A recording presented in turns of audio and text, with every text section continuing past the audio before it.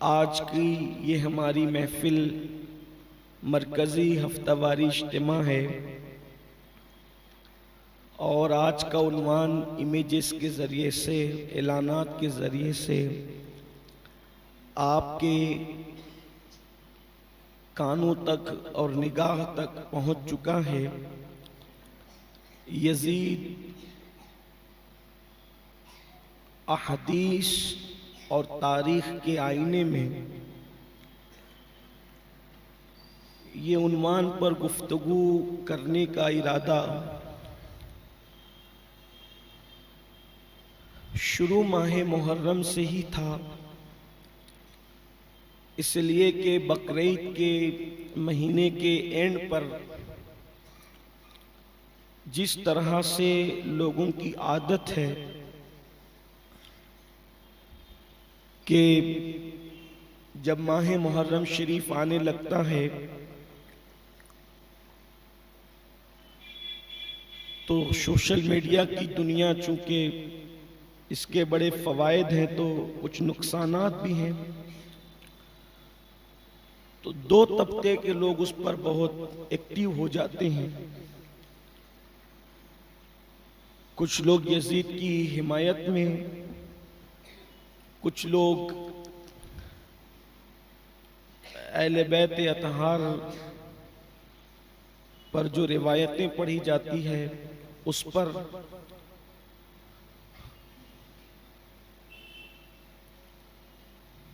تو اس طرح کی مختلف کلپیں سننے کو ملی کہ کوئی کہہ رہا ہے کہ فلاں نے خواب دیکھا یزید جنتی، کوئی کچھ کہہ رہا ہے، کوئی کچھ کہہ رہا ہے۔ تو ارادہ یہ تھا کہ ایک دن اسی پر گفتگو کر لیں گے کہ یزید کے بارے میں احادیث اور تواریخ میں کیا باتیں موجود ہیں۔ لیکن چونکہ ذکر امام نے اتنی فرصت نہ دی کہ یزید کی طرف کوئی رخ کر کے بات کی جاتی، یہ سلسلہ چل ہی رہا تھا کہ ایک دو دن پہلے مجھے پتہ چلا کہ میرے بیان کی کوئی کلپ کسی نے ادھوری کاٹ کر یہ بات اڑا دی کہ میں نے یزید کی حمایت کر دی۔ پھر میں نے سوچا کہ کئی دن سے تو یہ سلسلہ چل ہی رہا تھا کہ یزید پر کوئی گفتگو کریں گے، تو آج یزید پر گفتگو کر لیتے ہیں، تاکہ کوئی صفائی کی نیت سے یا کوئی وضاحت کی نیت سے نہیں۔ دنیا اچھی طرح جانتی ہے کہ یزید کے بارے میں ہمارا موقف کیا ہے، لیکن جو باتیں کاٹ پیٹ کر کی جا رہی ہے تو اس سلسلے میں ایک نیا بیان ریکارڈ ہو جائے۔ کس نے کیا، کیوں کیا، کیا کیا، وہ جانے، اللہ کی عدالت جانے۔ بس میں تو اتنا کہوں گا کہ اللہ اس پر رحم فرمائے جس نے بھی یہ مہربانی کی۔ اور یہ سلسلہ تو چل ہی رہا ہے کہ بیانات کی کلپیں کاٹ پیٹ کر کے غلط فہمیاں پیدا کی جا رہی ہیں۔ اگر ہر بات کی وضاحت دی جائے تو روزانہ ہی وضاحت کرنی پڑے، لیکن ہم مطمئن ہیں کہ اللہ کی رضا چاہتے ہیں۔ بہرحال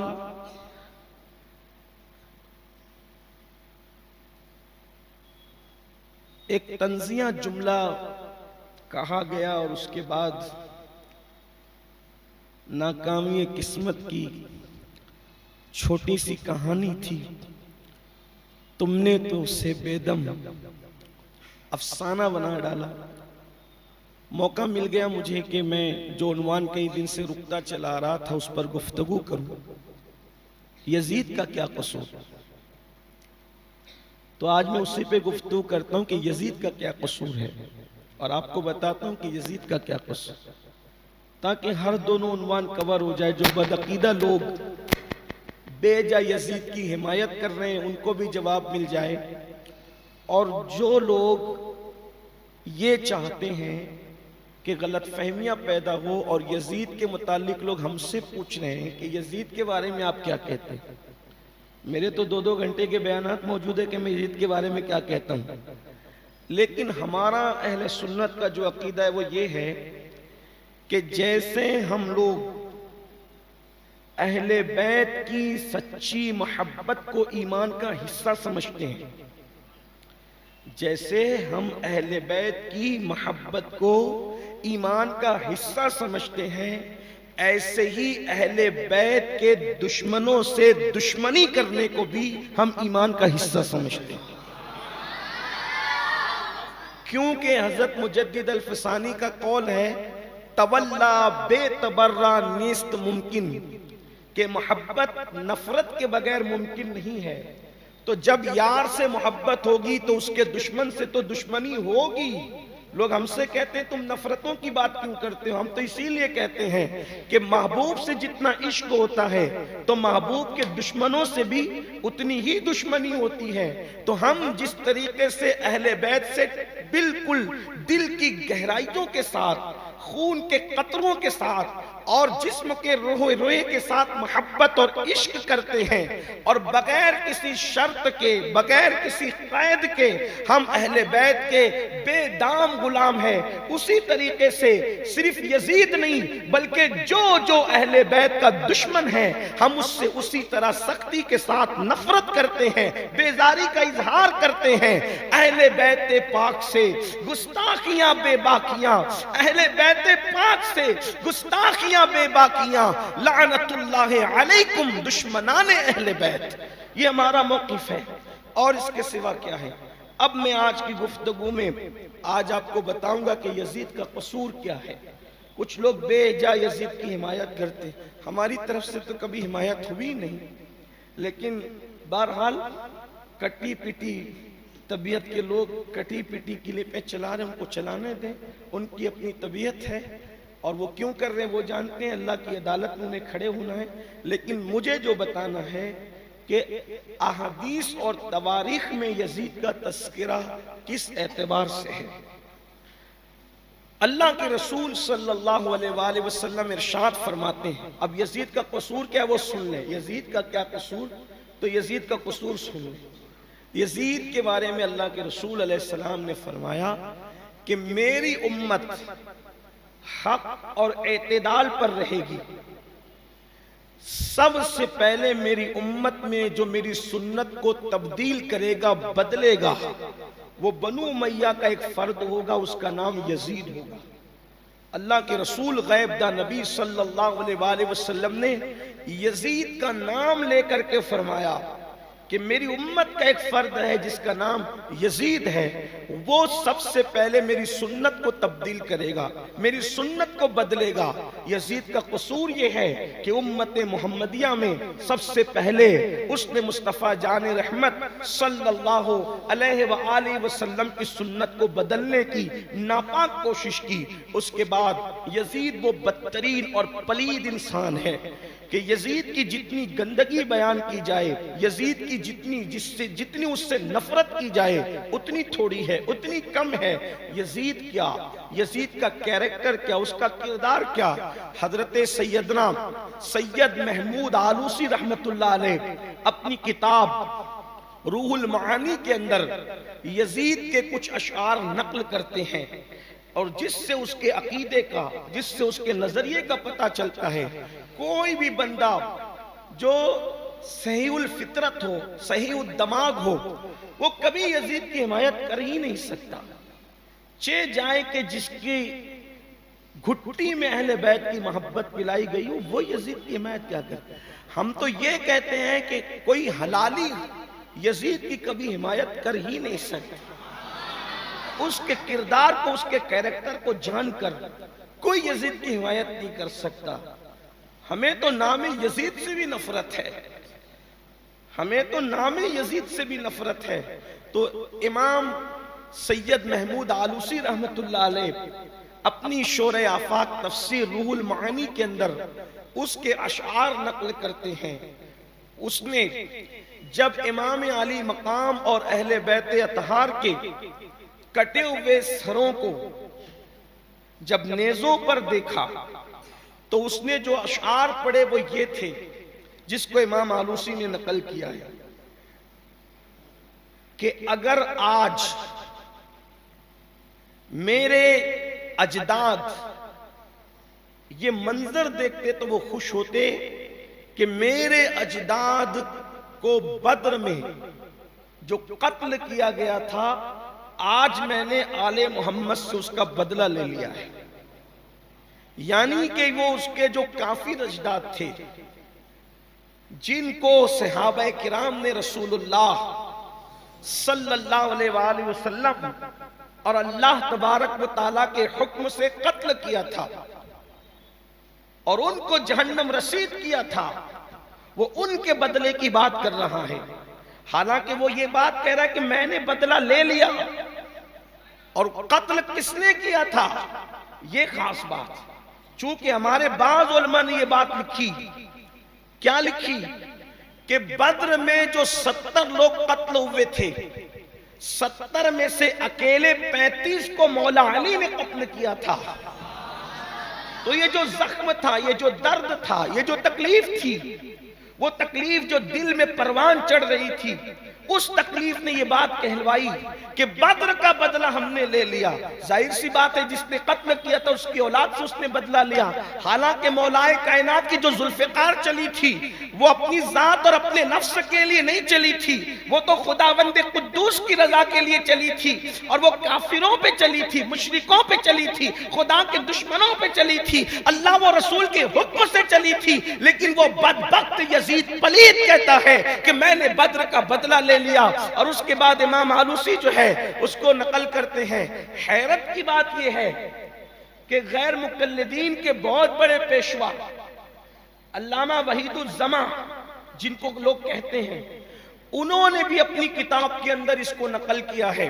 جو میں یہ اشعار کا مفہوم جو پیش کر رہا ہوں کہ وہ کہتا ہے، یزید کہتا ہے. آپ دیکھیں کہ علماء غیر مقلدین بھی ان اشعار کو اپنی کتب کے اندر کتابوں میں نقل کر رہے ہیں. وحید الزماں لکھتے ہیں، امام آلوسی نے تو لکھا ہی لکھا، وہ کہتا ہے کہ بنو ہاشم پر کوئی وحی کا نزول نہیں ہوا.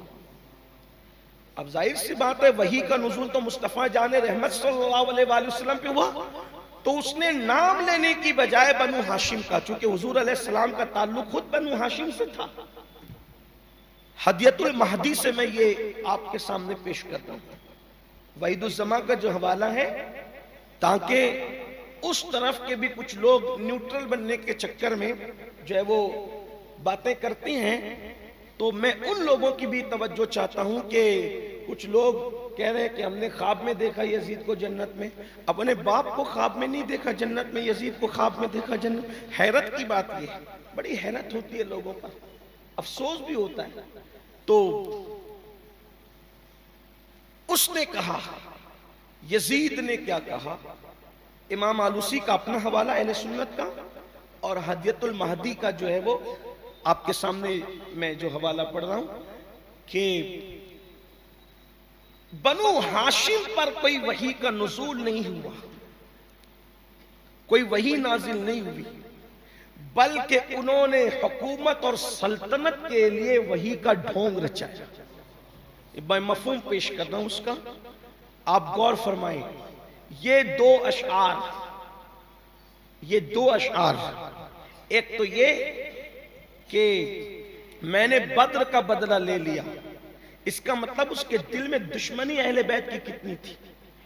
اور ہم لوگ جو اہل بیت سے محبت کرتے ہیں اور یزید سے نفرت کرتے ہیں تو اس لیے نہیں کرتے کہ ہم آپ سے یا کسی سے سند لیں کہ آپ ہمیں سند دیں کہ ہم اہل بیت سے کتنا پیار کر رہے ہیں، کتنی محبت. ہم تو کسی سے سند لینے کے لیے نہیں، اس لیے کہ جن سے پیار کرتے ہیں انہیں ہمارے دل کا حال پتہ ہے، اور جو ان کے دشمنوں سے نفرت کرتے ہیں وہ بھی دل کا حال وہ جانتے، خدا نے ان پر دلوں کے حال منکشف کیے ہیں، اس لیے کہ جب ان کی اولاد ان کے بیٹوں کے بیٹوں کے بیٹوں کا بیٹا، ہمارے مرشد غوث اعظم فرماتے رضی اللہ تعالیٰ عنہ کہ میں اللہ کے شہروں کو ایسے دیکھتا ہوں جیسے تم ہتھیلی پہ رائی کا دانہ دیکھتے ہو، اسی طریقے سے میں اللہ کے شہروں کو دیکھتا ہوں۔ اللہ اکبر فرمایا کہ تم کیا کھا کے آتے ہو، کیا بچا کے آتے ہو، میں جانتا ہوں اگر شریعت مطہرہ کا قفل میری زبان پر نہ لگا ہوتا تو میں تمہیں بتاتا کہ تم کیا کھا کے آتے ہو اور کیا بچا کر آتے ہو۔ یہ مرشد غوث پاک کا فرمان ہے۔ تو میرے آقا صلی اللہ علیہ وآلہ وسلم کے دیوانوں، اللہ اکبر، یہ دو اشعار میں نے روح المعانی اور ہدیۃ المہدی سے آپ کے سامنے پیش کیا، کس قدر گندے اور قبیح اور کس قدر اللہ اکبر پلیدی ان اشعار کے اندر ہے۔ اللہ اللہ۔ اس کے بعد علامہ قاضی ثناء اللہ پانی پتی مظہری رحمت اللہ علیہ، یہ جو حضرت مرزا جانے جانا رحمت اللہ تعالی علیہ کے سلسلے کے مرید اور خلیفہ ہیں، نقشبند مشائخ کے اندر اللہ تبارک و تعالیٰ نے ان کو ایک مقام عطا کیا۔ تو آپ اپنی کتاب تفسیر مظہری میں لکھتے ہیں کہ یزید شراب کا بہت دل ڈالا تھا، شراب بہت پیتا تھا، اور بلکہ اس نے شراب کو بے دریغ عام کرنے کی کوشش کی۔ ابن کثیر نے تو یہاں تک کہا کہ اس نے سفر حج میں بھی شراب پیا۔ یزید کا کیا قصور؟ یزید کا یہ قصور ہے، یہ اس کے پاپ ہے، یہ اس کے جرائم ہے، جس کی بنیاد پر کوئی صحیح العقل کبھی اس کی تائید اور حمایت نہیں کر سکتا۔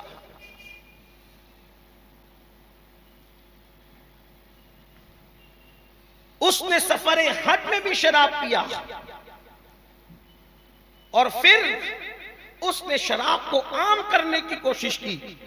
علامہ قاضی ثناء اللہ پانی پتی تفسیر مظہری میں لکھتے ہیں کہ اس نے شعر کہا تھا کہ اگر شراب دین محمدی میں حرام ہے، یعنی رسول اللہ کے مذہب اور ان کی شریعت میں اگر شراب حرام ہے تو کیا ہوا؟ عیسیٰ علیہ السلام کا عیسائی بن کر، معاذ اللہ، بلکہ عیسیٰ علیہ السلام کا ذکر اس نے نہیں کیا، اس نے یہ کہا کہ عیسائی بن کر شراب پی لو۔ جب محمدی بن کر شراب نہیں پی سکتے، دین مصطفی میں، شریعت محمدی میں شراب حرام ہے، تو عیسائی بن کر، نصرانی بن کر شراب پی لو، یہ اس نے کہا۔ یزید کا کیا قصور ہے؟ یزید کا قصور یہ ہے کہ وہ سوتیلی ماؤں کے ساتھ بیٹوں کا نکاح کراتا، شادیاں کرواتا، جبکہ سوتیلی ماں حرام ہے قرآن کی نص سے، محرمات کے ساتھ وہ نکاح کرا۔ اٹھا کر دیکھے شاہ عبدالعزیز محدث دہلوی رحمت اللہ علیہ کی کتاب، آپ لکھتے ہیں محرمات کے ساتھ نکاح کرانا، شادیاں کرانا اس کا اپنا پسندیدہ فعل تھا۔ پھوپھی بھتیجوں کے درمیان، خالہ بھانجوں کے درمیان محرمات کے ساتھ نکاح کرانا، بلکہ خواجہ حسن نظامی نے تو یہاں تک لکھا کہ کہاں تک انہوں نے انصاف کیا وہ جانے، میں نقل کر رہا ہوں کہ اس نے اپنی سوتیلی ماں کو بھی جو ہے پاپ کی نظر کے معاملے میں نہیں چھوڑا۔ اتنا پلید اور اتنا گندا تھا یزید، اللہ اکبر، گندگی کا پلندہ ہے، گندگی کا ڈھیر ہے یزید۔ اسی پر بس نہیں بلکہ اللہ اکبر، یہاں تک تاریخ میں آیا ہے، یہاں تک کتابوں میں لکھا گیا ہے کہ وہ بندروں کو سونوں کی ٹوپیاں پہناتا تھا، لڑکوں کے ساتھ بدفعلی کرنا اس کا اپنا مزاج تھا، ہماری کتب کے اندر موجود ہیں۔ اللہ اکبر، اسی پہ بس نہیں، میرے آقا صلی اللہ علیہ وآلہ وسلم کے دیوانوں، نماز کو ترک کرنے والا، تارک صلاۃ تھا وہ۔ یہ سارے جرائم تو اس کے تھے ہی، لیکن اس کا سب سے بڑا جرم اور سب سے بڑا قصور یہ تھا کہ اس نے حکم دیا کہ وہ ابن رسول، وہ شہزادہ رسول، وہ شہزادہ گلگوں قبا، سیدنا امام عرش مقام امام حسین علی جدہ وعلیہ السلام کو جو ہے وہ شہید کر دیا جائے، اور اس کے بعد اس کے سارے جرائم ایک طرف، لیکن امام علی مقام کی شہادت کا جرم ایک طرف۔ قیامت تک کوئی یزید کی کتنی حمایت کرے، کسی بھی طرح وکالت کرے، وہ یزید کے دامن سے خون حسین کی سرخی کو کبھی نہیں دھل سکتا۔ جو دھبے لگے ہیں کبھی اس کو صاف نہیں کر سکتا۔ یزید کی وکالت کرنے والے، یزید کی حمایت کرنے والے، یزید کو جنتی امیر المومنین کہنے والے، یہ خود یزید کے ساتھ جہنم میں جائیں گے۔ میرے آقا صلی اللہ علیہ وآلہ وسلم کے دیوانوں، پھر آپ نے پوری داستان بارہا مجھ سے سنی ہے۔ میں نے تقریباً 25 سال سے الحمدللہ اسی شہر مالیگاؤں میں ہر سال جو ہے وہ قسط وار آپ شہادت کا بیان سنتے ہیں کہ کس دردناک انداز سے اہل بیت کو شہید کیا گیا، ان پہ ظلم کیا گیا، ان پہ زیادتی کی گئی، ان کو کیسے قیدی بنایا گیا۔ اسی پہ بس نہیں کیا، یہ جرم تو اس کا کوئی چھوٹا موٹا نہ تھا، کیونکہ اللہ کے رسول علیہ السلام نے فرمایا میری اہل بیت کو جو ہے وہ اس کا حق جو ہلکا سمجھے گا، جو ان کی حق تلفی کرے گا، جو بغض رکھے گا، آقا فرماتے ہیں وہ تینوں میں سے کوئی ایک ہوگا، یا تو وہ ممنوع ایام کی پیداوار ہوگا، یا تو وہ جو ہے وہ بدفعلی کی پیداوار ہوگا، یا تو وہ منافق ہوگا۔ تین میں سے کوئی ایک وہ ضرور ہوگا، یا ممنوع ایام کی پیداوار، یا بدفعلی کی پیداوار، یا پھر جو ہے وہ منافق ہوگا۔ میرے آقا صلی اللہ علیہ وآلہ وسلم کے دیوانوں، اہل بیت کے کسی فرد سے بغض رکھنے والا تینوں میں سے کوئی ایک ہوتا ہے۔ اللہ اللہ، پھر ان لوگوں نے، یزیدیوں نے اور یزید نے جو امام علی مقام پہ ظلم کیا، زیادتی کی، اور جو ان کے خاندان کے ساتھ حال کیا، اللہ اکبر، وہ تو انسان پڑھتا اور سنتا ہے تو خون کے آنسو ہوتا ہے۔ اسی پر بس نہیں، پھر جب امام علی مقام کی شہادت ہو گئی تو شہادت کے بعد جو ہے پھر یزید کے حکم سے مدینہ منورہ کی حرمت کو پامال کیا گیا۔ علامہ محقق علی الاطلاق شیخ عبدالحق محدث دہلوی لکھتے ہیں، یہ محقق علی الاطلاق کی بات اب میں آپ کے سامنے پیش کروں۔ یزید کے حکم سے، حکم یزید سے مدینہ منورہ پہ چڑھائی کی گئی، مسجد نبوی شریف میں گھوڑے باندھے گئے۔ یزید کا قصور یہ ہے، مسجد نبوی شریف میں گھوڑے باندھے گئے۔ شیخ عبدالحق محدث دہلوی لکھتے ہیں جن دنوں یزیدی لشکر نے مدینہ منورہ پہ حملہ کیا، ان دنوں مسجد نبوی کے اندر کتوں کا بسیرا ہو گیا تھا، جانور رہتے تھے۔ اللہ کے رسول علیہ السلام نے پہلے اس کی پیشن گوئی کی تھی۔ حرہ ایک مقام ہے جو مدینہ منورہ کے شرقی جانب ہے۔ جب صحابہ کے ساتھ میرے آقا علیہ السلام ایک سفر کے لیے روانہ ہوئے تو مقام حرہ پہنچے تو حضور علیہ السلام نے وہاں پہنچ کر زور سے پڑھا انا للہ و انا الیہ راجعون۔ فاروق اعظم رضی اللہ تعالیٰ نے کہا یا رسول اللہ صلی اللہ علیہ وآلہ وسلم، کیا جس سفر کے لیے ہم جا رہے ہیں یہ سفر مناسب نہیں ہے، خوشگوار نہیں ہے، آپ انا للہ کیوں پڑھ رہے ہیں؟ زور سے آپ نے پڑھی۔ آقا فرماتے ہیں انا للہ اس سفر سے کوئی تعلق نہیں رکھتا، جو میں نے انا للہ پڑھی اس کا سفر سے کوئی تعلق نہیں ہے، بلکہ یہ حرہ کا جو مقام ہے یہاں پر میرے صحابہ کی ایک جماعت اور صحابہ کے بعد جو جماعت ہے وہ یہاں پر بہت ظلم کے ساتھ شہید کی جائے گی، ان کا خون یہاں بہے گا، اور جب وہ قیامت کے دن اٹھیں گے تو ان کے چہرے 14ویں رات کے چاند کی طرح چمکتے ہوں گے۔ اللہ کی مخلوق کے بہترین لوگ یہاں شہادت پائیں گے حرہ کے مقام پر۔ اتنا ظلم ہوگا یہاں، ظلم ظالمانہ طور پہ ان کو شہید کیا جائے گا۔ حرہ کی خبر دی مقام پر۔ پھر اس کے بعد حضرت کعب احبار فاروق اعظم رضی اللہ تعالیٰ کے ساتھ حرہ کے مقام پر جب پہنچے، بہت بارش ہوئی تھی مدینہ منورہ میں، تو حضرت کعب احبار رضی اللہ تعالیٰ سے فاروق اعظم نے کہا کیسا پانی بہ رہا ہے، خوبصورت منظر ہے۔ تو کعب احبار نے فرمایا امیر المومنین، جیسے یہ پانچ سلام نے ایک مقام پر فرمایا کہ میرے بعد مدینہ منورہ میں ایک وقت آئے گا کہ مدینہ منورہ کی حرمت کو پامال کیا جائے گا، مدینہ منورہ کے اندر جو ہے وہ ایک فتنہ بپا ہوگا۔ صحابہ کرام نے پوچھا یا رسول اللہ جب وہ فتنہ بپا ہو تو آپ ہمیں کیا حکم دیتے ہیں؟ آقا فرماتے تم مدینہ منورہ سے باہر نکل کے چلے جانا، اگرچہ ایک منزل ہی جا جا سکتے ہو تو چلے جانا۔ اللہ کے رسول علیہ السلام نے حرہ کی خبر متعدد مقام پر دی، جیسے شہادت امام حسین کی خبر دی ویسے حرہ کی خبر دی، بلکہ اللہ کے رسول علیہ السلام نے فرمایا سن 60 ہجری کی جو ہے وہ حکومت سے اللہ کی پناہ مانگو، اس لیے کہ 60 ہجری کے بعد جو حکومت آئے گی تو وہ حکومت جو ہے مدینہ منورہ کی عظمت کو پامال کرے گی، مدینہ الرسول کی حرمت کو پامال کرے گی۔ اسی لیے سیدنا ابو ہریرہ رضی اللہ تعالیٰ عنہ جن کو بہت تفصیل سے یہ باتیں پتا تھی تو آپ دعا کرتے تھے اللہم انی اعوذ بکا من راس الستین و امارت السبیان، کہ اے اللہ میں سن 60 ہجری کی حکومت سے اور بچوں کی امارت سے پناہ مانگتا ہوں۔ اسی لیے حضرت سیدنا ابو ہریرہ 59 ہجری میں اس دار فانی سے کوچ کر گئے، اس لیے کہ انہیں پتا تھا۔ تو یہ جو واقعہ حرہ ہوا، مدینہ منورہ پہ چڑھائی ہوئی، لوگ کہتے ہیں یزید کا کیا قصور، تو یزید کا کیا قصور ہے؟ اگر یہ کسی نے جو ہے تنزن کہا ہے تو اس کا یہ مطلب نہیں کہ یزید کو بے قصور ثابت کیا ہے، بلکہ یزید کا قصور یہ، اور جو حمایت میں کہہ رہا اس پہ تو لعنت ہے اللہ کی، جو یزید کی حمایت کرے اس پہ لعنت، ورنہ جو اہل بیت کا سچا محب، سچا عاشق یزید سے دل سے نفرت کرتا ہو اور اس کو کوئی یزید کا حمایتی کہے تو اللہ پاک اس پہ بھی لعنت فرمائے، اللہ اس پہ بھی لعنت کرے۔ اس لیے کہ ہمارا حال تو امام شافعی کی طرح ہو گیا ہے کہ جب ہم صحابہ کی تعریف کرتے ہیں تو بے وقوف اور نادان لوگ ہمیں ناسبی ہونے کا طعنہ دیتے ہیں، اور جب ہم اہل بیت کی تعریف کرتے ہیں تو لوگ ہمیں رافضی ہونے کا طعنہ دیتے ہیں۔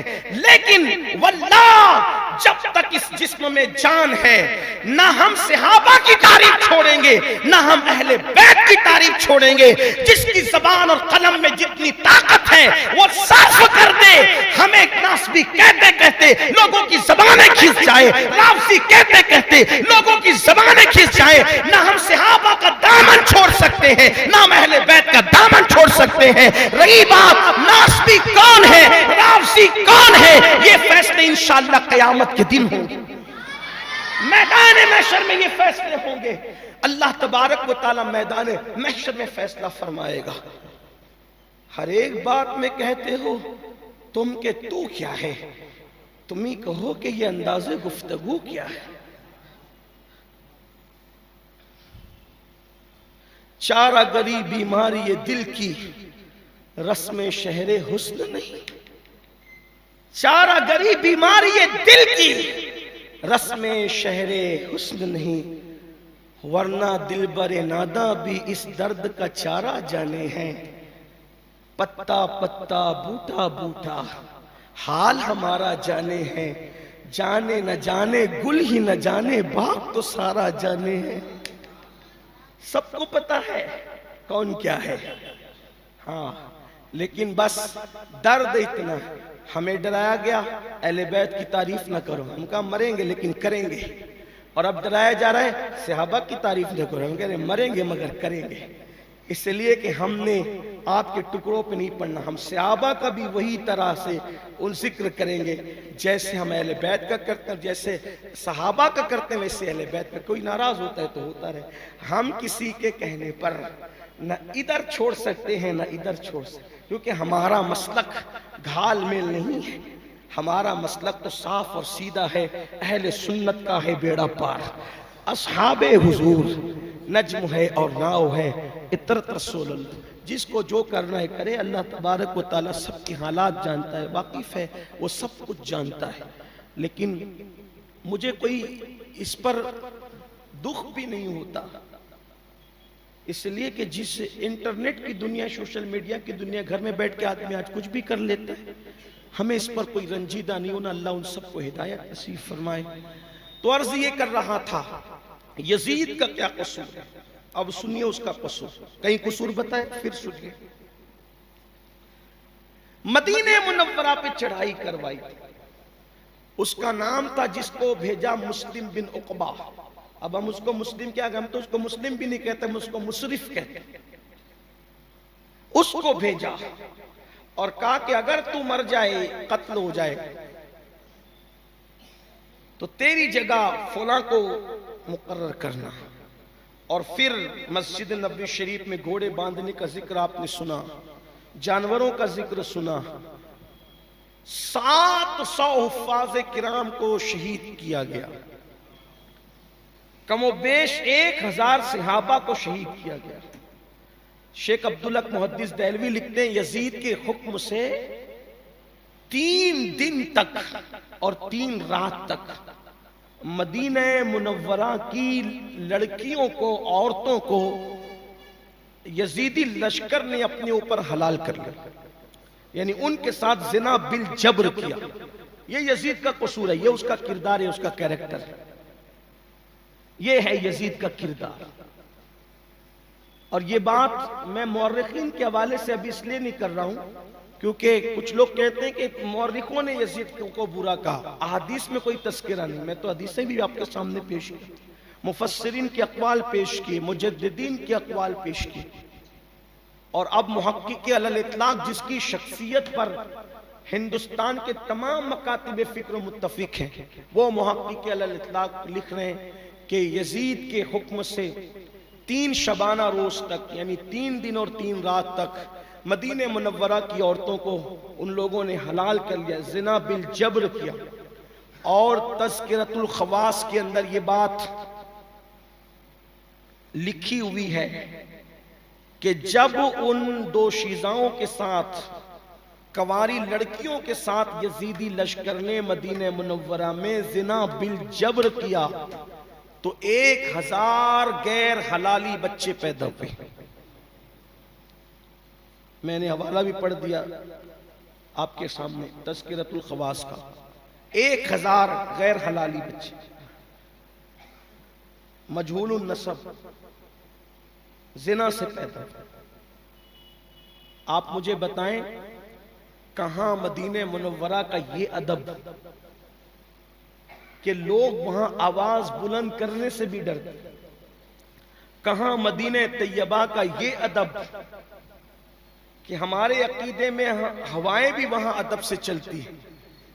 حضرت استاد زمن کہتے ہیں رگے گل کی جب نازکی دیکھتا ہوں، رگے گل کی جب نازکی دیکھتا ہوں، ہمیں یاد آتے ہیں خار مدینہ، عجب رنگ پر ہے بہار مدینہ، کہ سب جنتیں ہیں نثار مدینہ، مبارک رہے اندلیب و تمہیں گل، ہمیں گل سے بہتر ہے خار مدینہ۔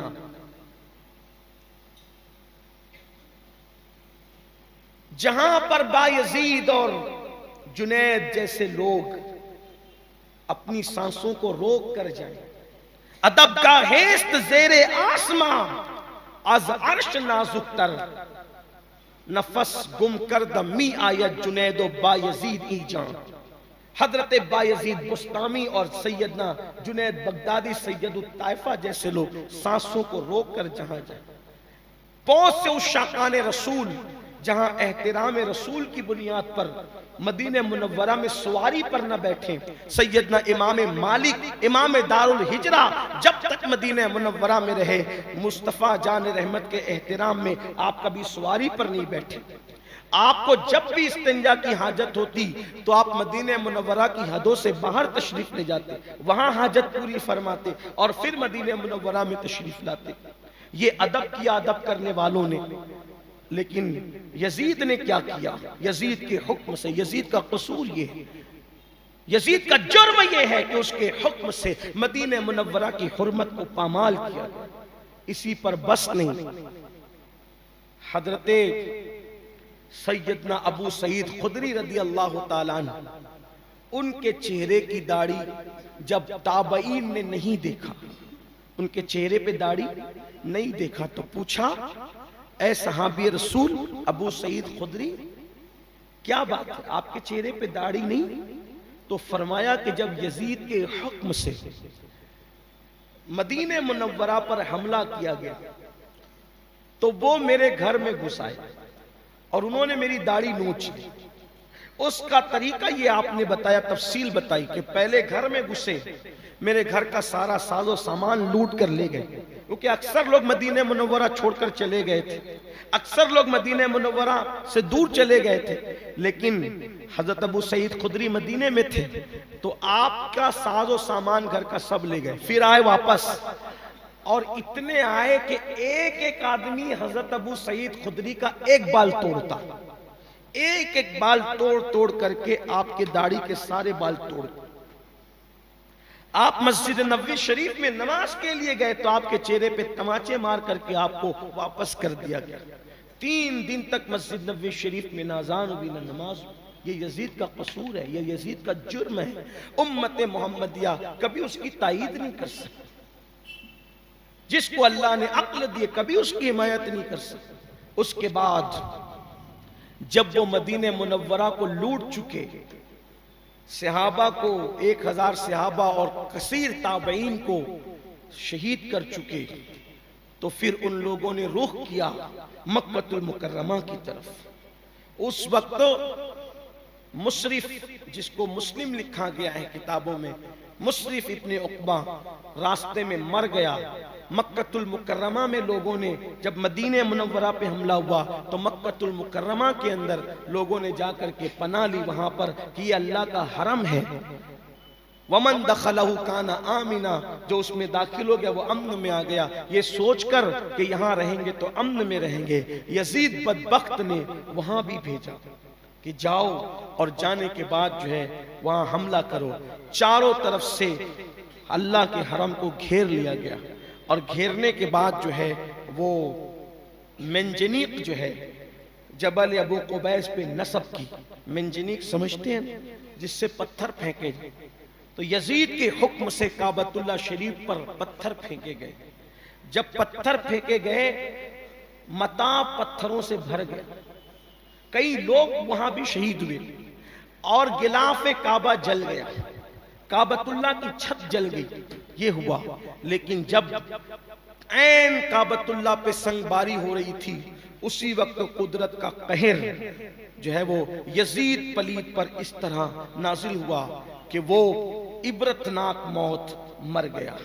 جب یہ خبر عبداللہ ابن زبیر رضی اللہ تعالیٰ عنہ کو پہنچی تو آپ نے بلند آواز سے آواز لگائی، او شامیو، تمہارا طاغوت مر چکا ہے، جاؤ۔ جب یہ بات سنی تو شامیوں کے حوصلے پست ہو گئے اور وہ لشکر لوٹ گیا۔ یہ ہے یزید کا قصور، یزید پلید۔ ظاہر سی بات ہے کہ کوئی سنی سہول عقیدہ نہ ہم نے کبھی یزید کی تائید کی ہے نہ کر سکتے ہیں، بلکہ جو یزید کے نظریات، عقائد اور اس کے شہادت امام علی مقام وغیرہ کے معاملات کو یاد کرنے کے بعد بھی جو یزید کی بے جا حمایت اور تائید کرے تو وہ انہی میں سے ہے۔ الحمدللہ ہمیں یزید سے کیا غرض اور اس سے کیا کام، ہم تو اہل بیت کے خانہ زاد غلام ہیں۔ لیکن یہ بات سننے والے سن لے، جاننے والے جان لے کہ ایک دن اللہ کی عدالت ہے۔ اللہ کے بندو، ایک دن اللہ کی عدالت، مرنا ہے، موت آنی ہے۔ اگر آپ کسی کو اتنا ستاؤ گے، اس پہ ظلم کرو گے، تو قیامت کے دن تمہیں بھی اللہ کی بارگاہ میں جواب دینا ہوگا۔ ہم تو اہل بیت کے نقش قدم پہ چلتے ہوئے تمہارے لیے دعائی کرتے ہیں کہ اللہ تمہیں ہدایت عطا فرمائے، لیکن اس طریقے سے مسلم امہ میں انتشار پیدا کرنا، اختلاف پیدا کرنا اچھی بات نہیں۔ اللہ تعالیٰ لوگوں کو ہدایت عطا فرمائے، اور ہمارا نظریہ، عقیدہ یزید کے متعلق اور یزیدیوں کے متعلق وہی ہے جو ہمارے امام اہل سنت سیدی اعلیٰ حضرت امام احمد رضا خان محدث بریلوی، حضور سیدی سرکار شیخ عبدالحق محدث دہلوی، شاہ عبدالعزیز محدث دہلوی، شاہ ولی اللہ محدث دہلوی، حضرت مخدوم اشرف جہانگیر سمنانی، حضرت صابر کلیری، سرکار محبوب الہی، سرکار غریب نواز، ہمارے اسلاف، ہمارے بزرگوں کا جو نظریہ، جو عقیدہ، حضرت ابو الحسین احمد نوری ماریلوی جو ان کے نظریات تھے وہی ہمارے نظریات ہیں۔ ہم کیوں یزید کی تائید کریں گے؟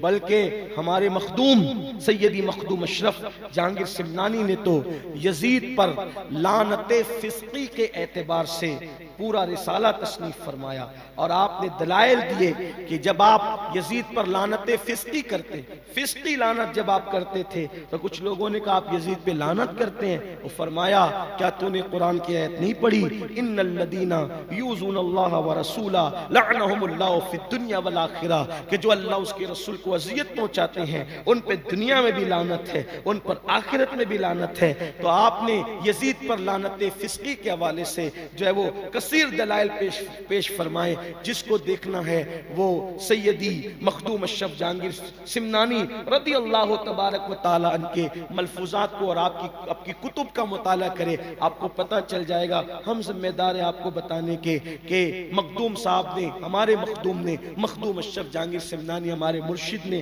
یزید پر لعنت فسقی کے حوالے سے بہت طویل جو ہے وہ گفتگو فرمائی ہے اور کثیر دلائل عطا فرمائے ہیں۔ ہم کیوں اس کی تائید کرنے لگے اور ہمارا اس سے کیا رشتہ؟ میرے آقا صلی اللہ علیہ وآلہ وسلم کے پیارے دیوانوں، البتہ بات اتنی ہے کہ اللہ تبارک و تعالی جو ہے وہ ایسے اسباب بنا دیتا ہے، لوگ اس طریقے کی چھیڑ چھاڑ کاٹ پیٹ کرتے ہیں تو اس طریقے کی کوئی گفتگو ہو جاتی ہے جس میں آپ کی معلومات میں اضافہ ہو جاتا ہے۔ اللہ تعالیٰ سے دعا ہے اللہ پاک ہمیں اہل بیت کی سچی غلامی نصیب فرمائے، اہل بیت کی غلامی ہماری نسلوں کو عطا فرمائے، اور اللہ پاک ہم سب کو حق پر قائم رکھے اور حق پر ہمارا خاتمہ اہل بیت کی غلامی صحابہ کرام کے احترام کے ساتھ، صحابہ کرام کی تعظیم کے ساتھ، صحابہ کرام کی محبت اور الفت کے ساتھ اللہ پاک ہم سب کو اہل بیت کی محبت میں مرائے، اہل بیت کی محبت میں جلائے، موت انہی کی محبت میں ہو، زندگی انہی کی محبت میں ہو، قیامت کے دن حشر نشر ان کے اور ان کے نانا کے قدموں میں ہو۔ اور آج کی گفتگو میں بھی اگر گفتگو کے درمیان کوئی غلطی، کوئی لغزش ہو گئی ہو، اللہ پاک ہمیں معاف فرمائے۔ استغفر اللہ ربی من کل ذنب واتوب الیہ، تیرے غلاموں کا نقش قدم ہے رائے خدا، وہ کیا بہک سکے جو یہ سراغ لے کے چلے، جنا بنے گی محبان چار یار کی قبر، جو اپنے سینوں میں یہ چار باغ لے کے چلے، لحد میں عشق رخے شہ کا داغ لے کے چلے، اندھیری رات سنی تھی چراغ لے کے چلے۔ السلام علیکم ورحمۃ اللہ وبرکاتہ۔